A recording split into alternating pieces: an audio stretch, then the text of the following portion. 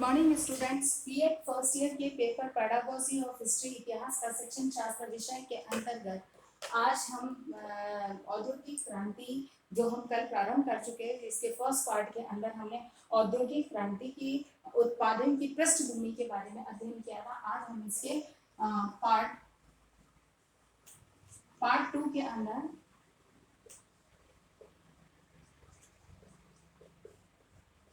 औद्योगिक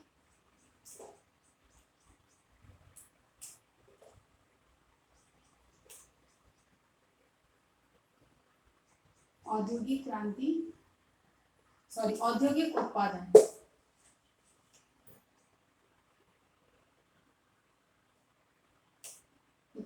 का स्वरूप के बारे में अध्ययन करेंगे कि औद्योगिक उत्पादन का स्वरूप किस प्रकार का रहा है, क्योंकि किस मतलब उस पर हमको औद्योगिक उत्पादन, क्योंकि क्रांति हुई, क्रांति के पीछे एक बहुत तीव्र गति से परिवर्तन था, तो पृष्ठभूमि को हमने समझा। अब इसके स्वरूप को समझेंगे, किस तरह से इसमें क्रांति का रूप धारण किया। तो सबसे पहला है औद्योगिक प्रबंधन।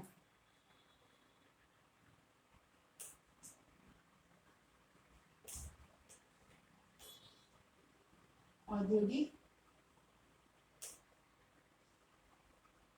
प्रबंधन, सबसे पहली बात थी यहाँ पर कि औद्योगिक प्रबंधन, क्योंकि यहाँ पर जो एक सामान्य रूप से किसी भी उद्योग का प्रबंधन किस प्रकार से किया जाता है, तो प्रबंधन के लिए अब कुछ विशिष्ट अलग व्यक्तियों को की नियुक्ति होने लगी, या प्रबंधन की एक अलग से कहना चाहिए कि सुव्यवस्थित व्यवस्था का रूप यहाँ पर धारण किया गया, अर्थात कि एक सुव्यवस्थित व्यवस्था प्रारंभ हुई, जिसकी वजह से उत्पादन में तीव्रता आने लगी, क्योंकि अनिवार्य था कि एक व्यक्ति सभी तरफ ध्यान नहीं दे सकता, इसीलिए हर एक के डिपार्टमेंट या भाग विभाग अलग अलग बांटे गए। तो उसी दृष्टिकोण से देखा जाए तो प्रबंधन एक ऐसी व्यवस्था थी जिसका कि सुव्यवस्थित ढंग से मतलब प्रारंभ किया गया, जिससे कि उत्पादन के क्षेत्र में वृद्धि हुई। दूसरा था औद्योगिक नीतियां।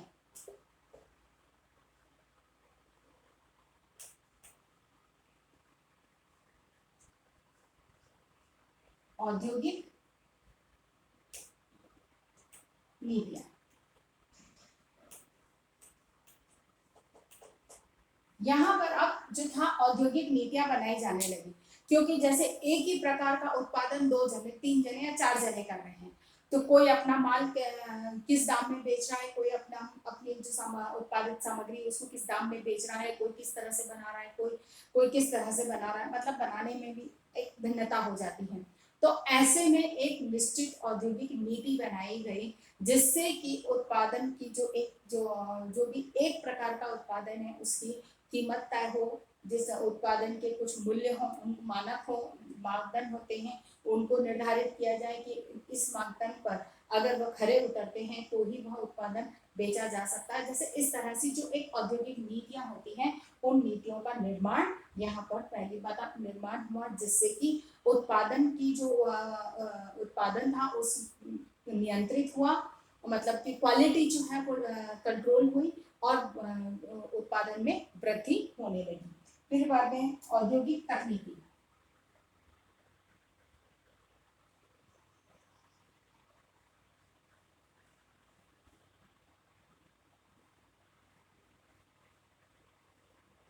औद्योगिक तकनीकी, अब नवीन तकनीकी का उपयोग यहाँ पर किया जाने लगा था कि नई मशीनें हैं, उनका आविष्कार हुआ तो उनका उपयोग किया जाने लगा। कोई नया तरीका था बनाने का, जो एक अलग तरीका होता है, जैसे कि आजकल ग्राफिकल उसे डिजाइन करके और फिर बाद में कोई चीज को बनाया जाता है, एक उसका एक पूरा पहले से ब्लूप्रिंट जैसे तैयार किया जाता है, फिर उस चीज का निर्माण प्रारंभ किया जाता है, तो ये एक टेक्निक है। तो इसी तरह से जो उत्पादन की तकनीकें हैं, उन तकनीकों को यहाँ पर अब उचित सही ढंग की तकनीकों को उपयोग में लाया जाने लगा, जिससे कि औद्योगिक क्रांति में तीव्रता आई। औद्योगिक कला,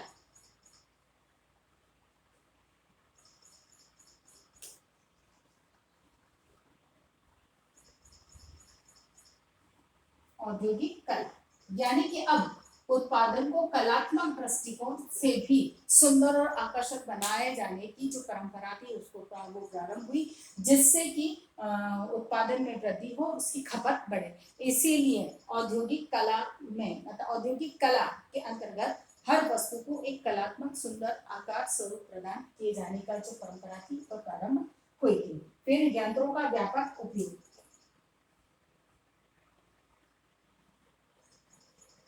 यंत्रों का व्यापक उपयोग। अब जो यंत्र थे, जो मशीनें थी, उनका अधिक मात्रा में उपयोग होने लगा, व्यापक उपयोग होने लगा। इसीलिए औद्योगिक यंत्रों के आविष्कार से उपयोग से उत्पादन में वृद्धि होती है और समाज की आवश्यक जो मांग है उसको समय से पूर्ण करने की समस्त जो समय से पूर्ण कर पाना संभव होता है। इसीलिए यंत्रों का उपयोग प्रारंभ हो गया था और जिसने औद्योगिक क्रांति को नया रूप प्रदान किया। फिर उत्पादन गुणवत्ता,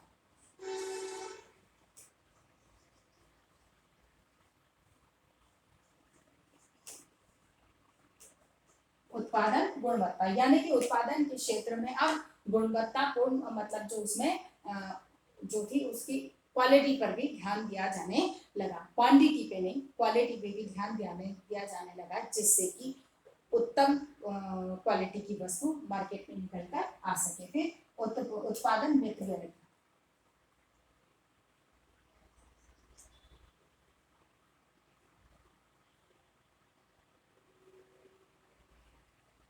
उत्पादन मितव्यय यानी कि अब जो है एक कम कीमत पे अधिक माल उत्पन्न होने लगा। अब ये इस बात पर ध्यान दिया जाने लगा कि एक निश्चित सामग्री कम सामग्री के अंदर अधिक उत्पादन वस्तुओं का उत्पादन कैसे किया जा सकता है, यानी कि एक मितव्यय दृष्टिकोण को अपनाया जाने लगा। फिर बाद में किस तरह से उसको मार्केट में लोगों तक पहुंचाने के लिए क्या चेन होनी चाहिए जिससे कि एक उचित दाम में लोगों तक पहुंच सके, यानी कि हर जगह मितव्यय पर ध्यान दिया जाने लगा कि कम खर्च में अधिक उत्पादन और अधिक लाभ प्राप्त हो सके। अगला था उत्पादन विधियां,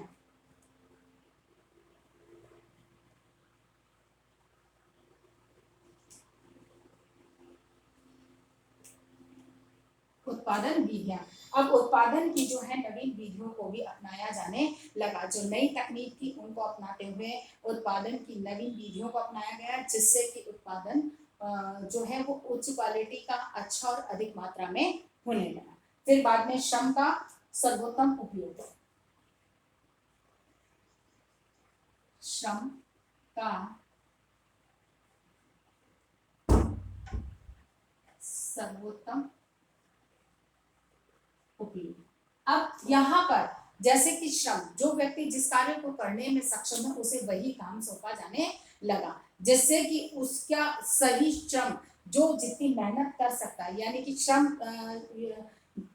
मतलब कहना चाहिए कि व्यक्ति का एक निश्चित समय सीमा निर्धारित करके और उससे अधिक जो है कम समय में अधिक उत्पादन या कार्य की जो है सभी गुंजाइशों को अपनाया गया, यानी कि श्रम व्यक्ति की जो कार्य क्षमताएं हैं उसका अधिक से अधिक और उचित उपयोग किया जाने लगा। ऐसा नहीं कि व्यक्ति बहुत अधिक मेहनत किए जा रहा है और उसका परिणाम उसे कम प्राप्त हुआ, नहीं, इस तरह की व्यवस्थाओं को अपनाया गया कि व्यक्ति के कम परिश्रम में भी अधिक उत्पादन या अधिक अच्छे परिणाम सामने निकल कर आ सके, जिसकी वजह से एक तरह से औद्योगिक क्षेत्र में क्रांति आई। और अंतिम बात थी कौशलों का उपयोग,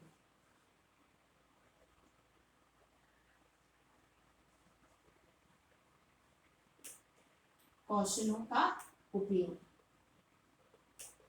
ठीक है ना, यानी कि जो व्यक्ति जिस कार्य को करने में सक्षम है उसमें जिस तरह कार्य को करने की योग्यता है उसे वही कार्य सौंपा गया, जिससे कि उसके कौशल का उपयोग हुआ और अधिक उत्पादन हो सका, यानी कि श्रम का भी सही उपयोग हो पाया और एक कुशल योग्य व्यक्ति के द्वारा जिस कार्य को किया जाता है तो उसमें उसके परिणाम बेहतर और अच्छे होते हैं। तो उसी दृष्टिकोण से जो व्यक्ति जिस कौशल में प्रवीण था, जिस कार्य को करने में कुशल था, उसको वही कार्य सौंप कर उत्पादन के क्षेत्र में वृद्धि की गई।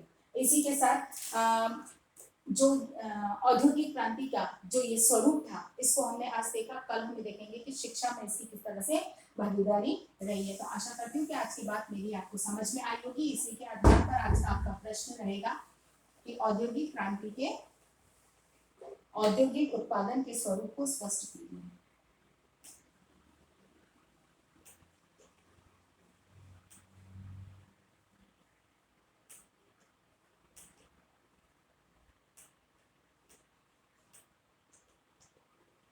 उत्पादन के स्वरूप को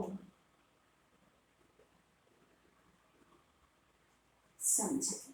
ठीक है, अपनी बात को समाप्त करने से पहले कोविड-19 इस महामारी के दौर में अपने आप को सुरक्षित रखें। बहुत अधिक आवश्यकता होने पे घर से निकलें। घर से बाहर निकल रहे हैं तो पहली बात तो बाहर निकले ही नहीं, और बहुत अधिक आवश्यकता होने पर ही घर से बाहर निकलें, और निकलना पड़ता है तो मुंह पर मास्क लगाएं, सोशल डिस्टेंसिंग का पालन करें और अपने हाथों को सैनिटाइज करते रहें। स्वस्थ रहें, सुरक्षित रहें। धन्यवाद।